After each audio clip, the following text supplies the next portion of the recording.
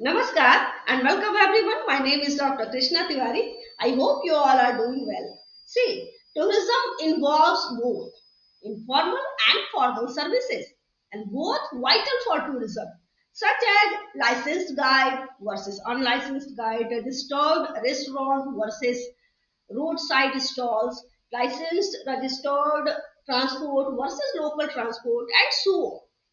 Today we are going to study an important informal service, street guides, disparagingly called touts. ऐसे tourist जिन्हें की low cost पे accommodation की need होती है, मतलब वो पैकेज टूर नहीं लेते, उन्हें लोएस्ट प्राइस पे क्वालिटी रूम या गेस्ट हाउस की नीड होती है, उनके लिए एक बहुत ही इंपॉर्टेंट रोल ये टाउट्स प्ले करते हैं।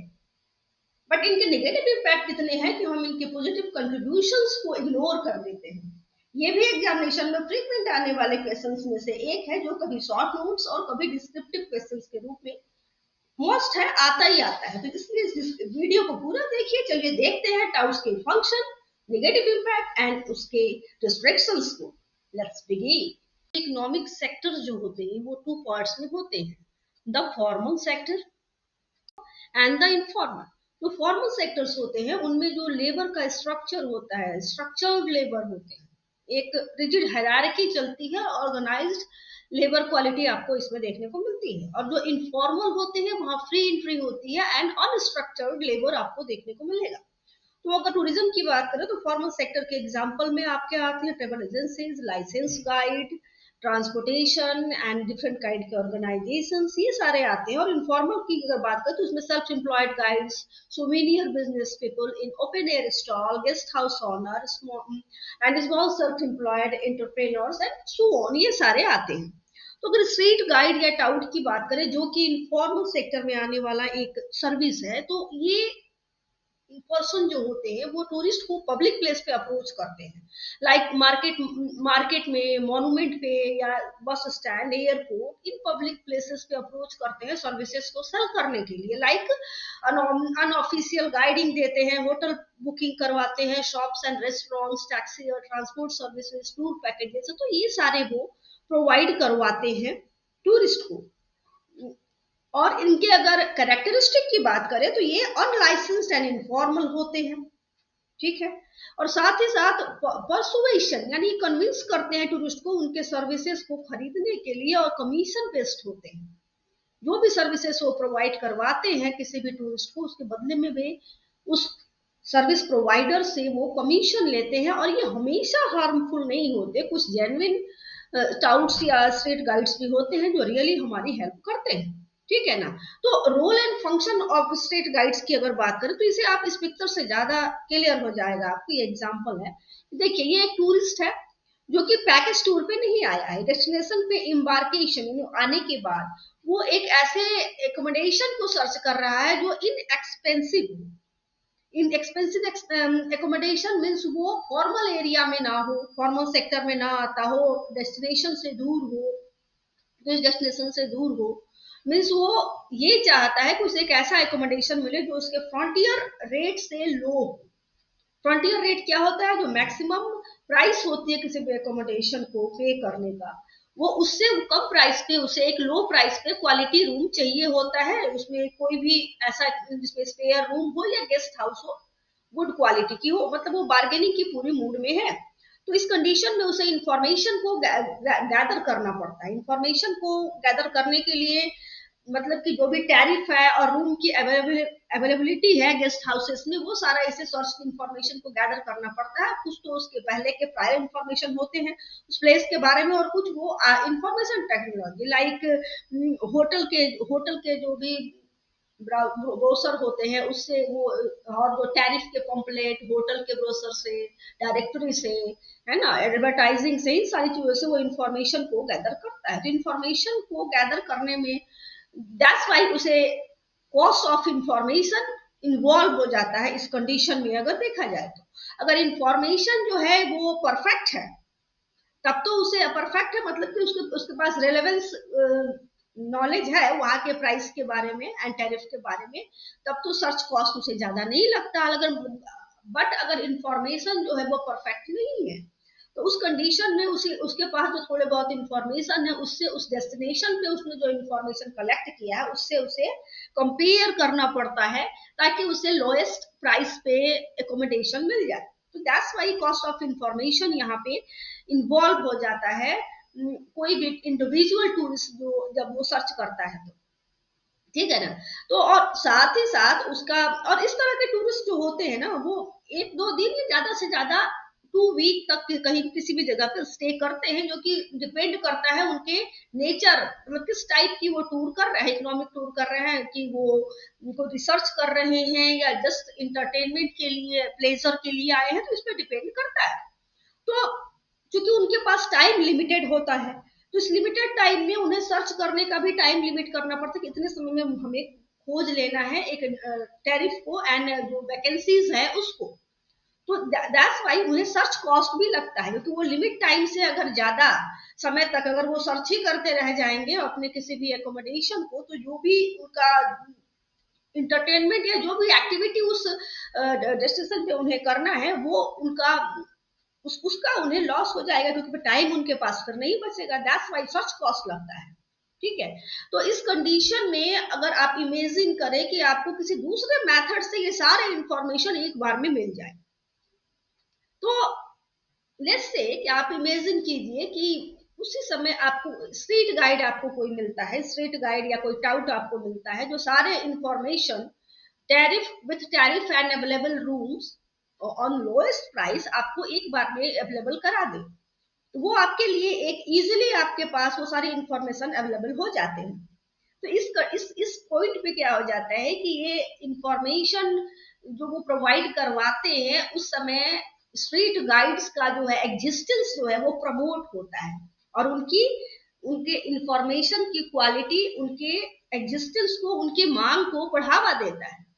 और ये सभी इंफॉर्मेशन को हमें सर्व करते हैं, क्योंकि इनके टूरिस्ट जो है इनके पास इकोनॉमिक रिसोर्सेस होते हैं, बट ये जो टाउट्स या स्ट्रीट गाइड्स होते हैं उनके पास सोशल रिसोर्सेस होते हैं। सोशल रिसोर्सेस मीन्स मतलब कि उन्हें वहां की लैंग्वेज पता है, वहां की कस्टम पता है, वहां के क्या रेट फ्लो है, किस तरह से प्राइसेस वहां फ्लक्चुएट होती है, वो सभी इस स्ट्रीट गाइड को पता होता है। दैट्स वाई सोशल रिसोर्सेस को यूज करके वो टैरिफ एंड जो भी tariff and vacancies and room की जो वैकेंसीज हैं वो आपको प्रोवाइड करवाता है, और उसके बदले में आपके डिजायर्ड प्राइस पे आपके रूम को अगर आपको अवेलेबल करा रहा है तो उसके बदले में वो प्राइस लेता है।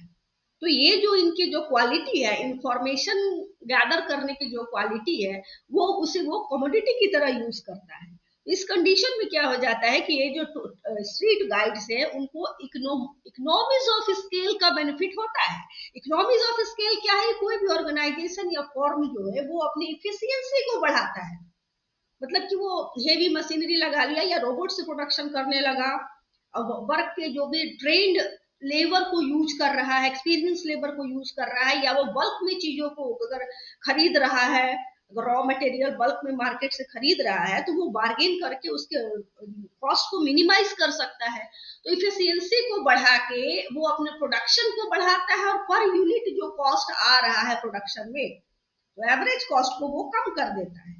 तो उसी तरह ये जो भी इंटरमीडियरीज हैं, मतलब कि किसकी बात कर रहे हैं हम लोग? टाउट्स की बात कर रहे हैं। तो वो जितना एक्सपेंसिव इनका इंफॉर्मेशन कॉस्ट होगा, इंफॉर्मेशन को प्रोड्यूस करना जितना उनके लिए एक्सपेंसिव होगा, उतना ही ज्यादा उनको इकोनॉमीज ऑफ स्केल मिलेगा। क्यों? क्योंकि वो जितने भी इंफॉर्मेशन को गैदर करेंगे वो एक लार्ज नंबर के टूरिस्ट के बीच उसे वो डिस्ट्रीब्यूट करते हैं। तो that's why per unit cost उनका कम हो जाता है, इकोनॉमाइज ऑफ स्केल का उन्हें बेनिफिट मिलता है। तो इस तरह से जो भी ये टाउट्स हैं जो हमें इंफॉर्मेशन प्रोवाइड करवाते हैं, हमारे उन टूरिस्ट के लिए बेनिफिशियल हो जाता है जो कि एम्बार्केशन के बाद किसी भी प्लेस पे लोएस्ट प्राइस पे एकोमोडेशन को चाहते हैं और वो पैकेज टूर नहीं लेते, ठीक है। तो जब भी इंफॉर्मेशन को गैदर करने में उन्हें जो कॉस्ट लगता है, कॉस्ट कर लेने के बाद स्टेब्लिशमेंट, कौन कौन से स्टेब्लिशमेंट हैं, उनके टैरिफ क्या है, कौन कौन से रेट पे वो उन्हें दे सकता है, तो मेन्यू को तैयार करने में ना उन्हें सेलिंग कॉस्ट लगता है। तो जो सेलिंग कॉस्ट को हम 3 कंपोनेंट होते हैं, ठीक है। पहला सेटअप कॉस्ट पर पीरियड, जिसमें कि जो भी एस्टेब्लिशमेंट है, जो एस्टेब्लिशमेंट जो मेनू में हम दिखा रहे हैं कि ये रूम्स अवेलेबल है, एस्टेब्लिशमेंट एंड जो टूरिस्ट जिसको कि हम सर्विसेज बेचने वाले हैं, वो इस सेटअप कॉस्ट से इंडिपेंडेंट होते हैं, क्योंकि ये जस्ट वो बिजनेस स्टार्ट कर रहे होते हैं और कॉस्ट को लो रखते हैं, क्योंकि जनरली जो भी टाउट्स या स्ट्रीट गाइड्स होते हैं वो कैसे होते हैं, ये अनएम्प्लॉयड होते हैं, ठीक है। और फिक्स्ड कॉस्ट पर टूरिस्ट क्या हो जाता है कि कोई भी टूर आप मेनू में कितने भी प्राइसेस को ऐड कर दो, कितने भी आप एस्टेब्लिशमेंट को और ऐड कर दो, बट जो टूरिस्ट है वो वही लेंगे, उन्हें उनकी डिमांड वही होगी जो वो जितनी प्राइस पे जैसा रूम वो चाहते हैं, irrespective of numbers of room and rates. That's why ये फिक्स्ड कॉस्ट होता है। मतलब कि ये कौन सा कंडीशन होता है, negotiation, bargaining and catching a tourist, इस समय का ये पीरियड होता है। ज्यादा ज्यादा टूरिस्ट को कैच करते हैं, अपने जो भी इंफॉर्मेशन को गैदर किया है उन्हें वो बताते हैं, और tourist accordingly negotiation and bargaining करते हैं। और वेरिएबल सेलिंग कॉस्ट क्या होता है कि मेनू में जैसे जैसे एस्टेब्लिशमेंट की जो क्वांटिटी है, नंबर से बढ़ते जाते हैं, वैसे वैसे इनका सेलिंग कॉस्ट भी वेरिएट होता है, मतलब कि बढ़ता है, क्योंकि उन्हें एक बिगर मेनू को मैनेज करना होता है, ठीक है। तो जो टूरिस्ट के एंट्री जो भी होता है, जो वो फंक्शन क्या करते हैं, इंफॉर्मेशन देते हैं टैरिफ एंड लॉजिंग का, ठीक है। तो फर्स्टली ये जो भी मेनू वो रेडी करते हैं और उन्हें जो इंफॉर्मेशन कॉस्ट लगता है, वो जनरली जो इंडिविजुअल एक टूरिस्ट इंफॉर्मेशन गैदर करेगा उसकी कंपैरिजन में उनकी बहुत ही लोएस्ट कॉस्ट उन्हें लगता है, क्योंकि वो लार्ज नंबर के टूरिस्ट को अपने सारे इंफॉर्मेशन को डिस्ट्रीब्यूट करते हैं, ठीक है ना। तो दैट्स वाई इनका जो कॉस्ट है वो डिस्ट्रीब्यूट हो जाता है। एग्जाम्पल के लिए आप देखिए, तो मान लीजिए कि प्राइवेटली अगर कोई टूरिस्ट सर्च कर रहा है, हम एग्जाम्पल लेते हैं कि दोनों के लिए, एक टाउट्स के लिए भी और जो प्राइवेटली कोई टूरिस्ट इंडिविजुअल सर्च कर रहा है एकोमोडेशन को एंड टैरिफ को, दोनों के लिए जो इंफॉर्मेशन कॉस्ट 100 रुपीज है पर टैरिफ रेट, ठीक है।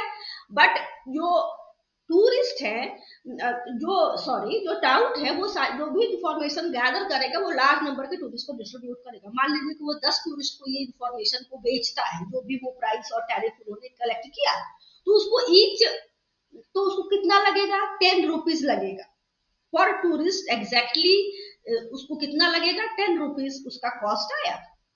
तो जो भी उसको इंफॉर्मेशन गैदर करने में जो भी उसको कॉस्ट लगा, वो पर टूरिस्ट कितना हो गया, 10 रुपीज हुआ। और अगर इंडिविजुअल उसको इस सारी इंफॉर्मेशन को गैदर करता है तो उसका कॉस्ट कितना हो जाएगा, वो 100 रुपीज, तो वो सारा के सारा उसे बेयर करना पड़ेगा। So that's why additional cost जो भी सर्च में लगता है वो टैरिफ रेट का डाउट के लिए 110 हो जाता है, मतलब बहुत लो हो जाता है, उतनी ज्यादा उन्हें बेनिफिट होता है, क्योंकि जब इंटरमीडियरीज के रूप में जब फंक्शन परफॉर्म करते हैं टाउट्स, तो इंडिविजुअल टूरिस्ट जो होते हैं उनको बेटर इंफॉर्मेशन होता है और डायरेक्ट उन्हें गेन होता है, डायरेक्ट उन्हें बेनिफिट होता है। तो negative impact of street guides को देखते हैं, तो उनके जो भी एडवांटेज हैं वो नेग्लेक्ट या ओवरलुक हो जाते हैं। कुछ इसके ऐसे सीलियंट निगेटिव कैरेक्टरिस्टिक हैं टाउट्स के, दैट्स वाई ये नेग्लेक्ट हो जाते हैं। फर्स्ट वन इज क्या है कि जो गेस्ट हाउस प्रोपराइटर है, जो प्रॉमिस करता है जो भी फैसिलिटी एंड क्वालिटी देने की सर्विसेज, तो उसमें वो चीटिंग करता है, तो इसकी चीटिंग करता है, एंड जिस वजह से जो एडवांटेज है, बेटर इंफॉर्मेशन का जो एडवांटेज है वो डिसएडवांटेज में चेंज हो जाता है, एंड जिसके कारण से इनके पुअर क्वालिटी ऑफ सर्विसेज जो ये प्रोवाइड करते हैं उसकी वजह से, ठीक है। और थर्ड क्या है कि जो टाउट्स है, जो भी टाउट्स या स्ट्रीट गाइड्स है, उन्हें कमीशन मिलता है हर एक टूरिस्ट के रहने के डे के अकॉर्डिंग। सो दैट्स वाई जो भी इनकम उन्हें मिलता है, जो सर्विस प्रोवाइडर है, जो सेलर है, उनका एक हिस्सा जो है, उसका एक पार्ट उनके टाउट्स के पॉकेट में चला जाता है, तो जो कि उनके जो रिड्यूस हो जाती है उनकी इनकम, जो सेलर है उनकी इनकम रिड्यूस हो जाती है, दैट्स वाई वो पुअर क्वालिटीज की सर्विसेज प्रोवाइड करते हैं। लाइक जैसे कि running hot cold water available है रूम में, ऐसा कहा जाता है जो भी गेस्ट हाउस ओनर है उसके द्वारा, और वो हाँ मिलता वो नहीं है। उसी तरह से कोई छोड़ के गया कोई टूरिस्ट और बेडशीट को चेंज नहीं किया गया, तो इस तरह की पुअर क्वालिटी की सर्विसेज हमें देखने को मिलती है। और एक रीजन ये होता है इन पुअर सर्विसेज का कि ये जो मार्केट जिस मार्केट में वो काम करते हैं वो मार्केट वन शॉट मार्केट होता है। मीन्स टूरिस्ट जो है रिपीटेडली उसी डेस्टिनेशन पे नहीं आते, एक कंसिडरेबल लॉन्ग ड्यूरेशन के बाद उस डेस्टिनेशन पे आते हैं। सो दैट्स व्हाई जिसने पुअर सर्विस दिया उसको वो पनिश नहीं कर सकते उस सर्विस को ना खरीद के, और जिसने बेटर या अच्छी क्वालिटी की सर्विसेज दी उस सर्विस को खरीद के उसे वो रिवार्ड भी नहीं दे सकते। सो दैट्स व्हाई वो शॉर्ट टर्म बेनिफिट के लिए इस तरह की क्वालिटी से कॉम्प्रोमाइज करते हैं, क्योंकि वन शॉर्ट मार्केट है। और दूसरा कारण क्या है कि ये इजी एंट्री, जो टाउट्स है उनकी इजी एंट्री है इस मार्केट में, जिसके कारण उनकी जो है क्वांटिटी, उनके नंबर्स बढ़ जाते हैं, तो मल्टीपल टाउट्स हो जाते हैं मार्केट में, और जिसके कारण इकोनॉमी पे जो भी सेलर हैं उनके इकोनॉमी पे या उनके बेनिफिट पे प्रेशर पड़ता है। और टूरिस्ट नेचर में ही, टूरिज्म क्या है, नेचर में ही वो सीजनल है। That's why uneven flow of tourism हमें देखने को मिलता है किसी भी डेस्टिनेशन पे। जब टूरिस्ट तो और टाउट्स वर्क क्या करते हैं, स्प्रेड करते हैं कॉस्ट को थ्रू द इंफॉर्मेशन गैदर करते हैं, कॉस्ट जो भी कॉस्ट लगता है उसे स्प्रेड करते हैं। तो जब अनइवन फ्लो होने की वजह से जब टूरिस्ट ज्यादा आते हैं तो वो ज्यादा स्प्रेड कर पाते हैं कॉस्ट को, और टूरिस्ट कम आते हैं तो वो कम स्प्रेड कर पाते हैं। तो इस तरह से प्रेशर पड़ता है प्रॉफिट मार्जिन पे इजी एंट्री के कारण। जब उनकी ज्यादा नंबर्स में वो हो जाते हैं तो, और उसको एक पार्ट जो है, जो भी सेलर है उनको एक पार्ट उन्हें कमीशन में देना पड़ता है, तो प्रॉफिट मार्जिन जो है वो बहुत ही ज्यादा प्रेशर पड़ता है, स्क्वीज होता है, मतलब कि कम हो जाता है प्रॉफिट मार्जिन। और प्रॉफिट मार्जिन के जब कम हो जाता है तो जो भी रेपुटेशन एंड गुडविल जो है उसे सेक्रीफाइस करते हैं जो भी गेस्ट हाउस ओनर है, एंड क्वालिटीज को मेंटेन नहीं रख पाते हैं। तो इस तरह के प्रॉब्लम को रिजॉल्व करने के लिए जो मैकेनिज्म है इस रेगुलेट करने के लिए स्ट्रीट गाइड्स के इस प्रॉब्लम को, उसको हम लोग देखते हैं। तो पहला क्या है कि जो भी फ्लक्चुएशन एंड डिमांड प्रॉब्लम जो है, नेचर है, टूरिज्म का इनहेरेंट नेचर है ये, तो जो पब्लिक पॉलिसी है उसमें सबसे पहला रिस्ट्रिक्शन क्या करना चाहिए, इजी एंट्री को बंद कर देना चाहिए। इसको जो भी इनफॉर्मल सेक्टर के जो भी इस तरह के सर्विस प्रोवाइडर है उनकी इजी एंट्री को बंद करने से ही टूरिज्म सेक्टर के इस प्रॉब्लम को रिजॉल्व किया जा सकता है। और साथ ही फिजिबल इंटरवेंशन जो गवर्नमेंट का है वो मस्ट हो जाता है। वो पार्शियली रिस्ट्रिक्ट कर सकते हैं मार्केट में इस तरह के इजी एंट्री को, इंफॉर्मेशन गैदरिंग के इंटरमीडियरीज को। और एंट्री रिस्ट्रिक्शन कैसे कर सकते हैं, जैसे कि लाइसेंसिंग फी, उन्हें लाइसेंस लेना पड़ेगा और लाइसेंसिंग फी लगेगी। तो लाइसेंसिंग फी जो लगती है वो एक सक कॉस्ट की तरह वर्क करता है, और जिसके कारण क्या होता है कि इस तरह के टाउट्स के नंबर रिड्यूस होते हैं, और सेलर जो है उन्हें जो कंसंट्रेशन उनका बढ़ता है और वो ज्यादा चार्ज अपनी सर्विसेज के लिए कर पाते हैं, क्योंकि उन्हें वो जो कमीशन है वो देना नहीं होता है। तो नेचुरली खुद ही जो है प्रॉफिट मार्जिन बढ़ता है, और प्रॉफिट मार्जिन बढ़ने से इटसेल्फ वो हायर क्वालिटी की सर्विसेज प्रोवाइड करते हैं। तो दैट्स व्हाई लाइसेंसिंग फी को मैंडेटरी कर दिया गया है प्रेजेंट टाइम में। एंड जो गवर्नमेंट है वो इशू कर सकती, केवल एनुअल बेसिस पे लाइसेंस इशू कर सकती है, एंड वो रिन्यूअल उसको किया जा सकता है, लेकिन रिन्यू वो तभी करेगी इस लाइसेंस को जब टूरिस्ट की ओर से उस सर्विस प्रोवाइडर या वो स्ट्रीट गाइड्स के लिए किसी भी तरह का कंप्लेन ना आया हो। तो this is the only way कि उनको लाइसेंसिंग फी उनके लिए एक फिक्स कर दिया जाए जो कि एनुअली रिन्यूएबल होगा, और ये इम्प्लीमेंट हो चुका है इस रूल का। और ये सिर्फ इसी के लिए नहीं, सिर्फ एकोमोडेशन वाले टाउट्स के लिए ही नहीं होनी चाहिए, ये होनी चाहिए उनके लिए भी जो कि टिकट बेचते हैं, टिकट प्रोवाइडर जो है इस तरह के टाउट्स, उनके लिए भी ये रूल्स एप्लीकेबल है। So that's all for today. I hope आप लोग को समझ में आया होगा। See you in the next video. Till then take care, do subscribe, like and share. Thank you so much.